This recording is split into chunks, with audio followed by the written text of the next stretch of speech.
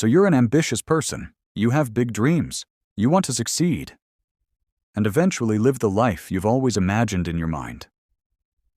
But there's one problem. You're lazy. You know exactly what you need to do, but you don't do it.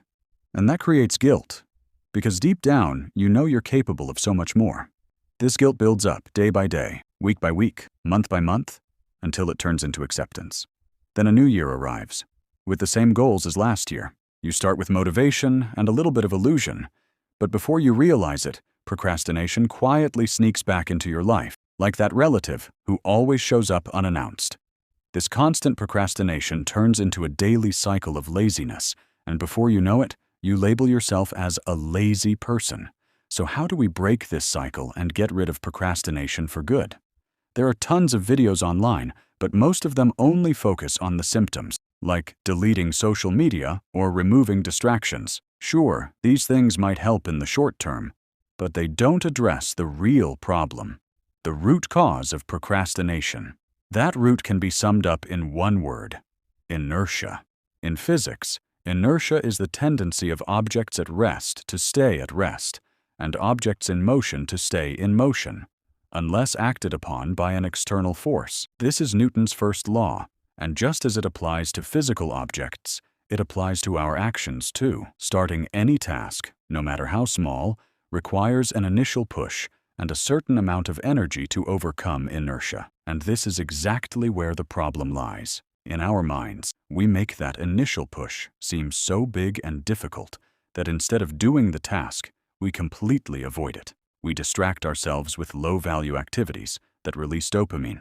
So to defeat procrastination, we need to break inertia. And there are two ways to do that. Start. The hardest part of any task is starting it. So make this step as easy as possible. Reduce the pressure of the task and take the smallest possible step.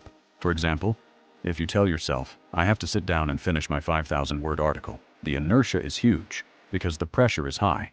But if instead you say, I'm just going to write 50 words, the inertia becomes much smaller because starting is now easy, and you don't even need willpower or discipline.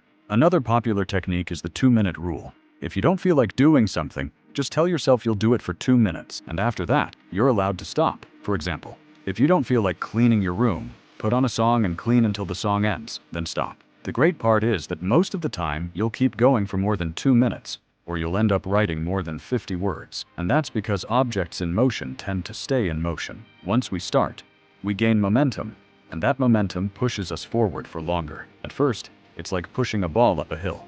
But once you pass the point of inertia, it turns into a downhill slope. That's why the initial push needs to be small and easy. In other words, reduce the pressure of the task and just start with 2 minutes. You can use these two methods in any area of your life to overcome procrastination, whether it's going to the gym, working on a personal project, maintaining relationships, or anything else you can think of.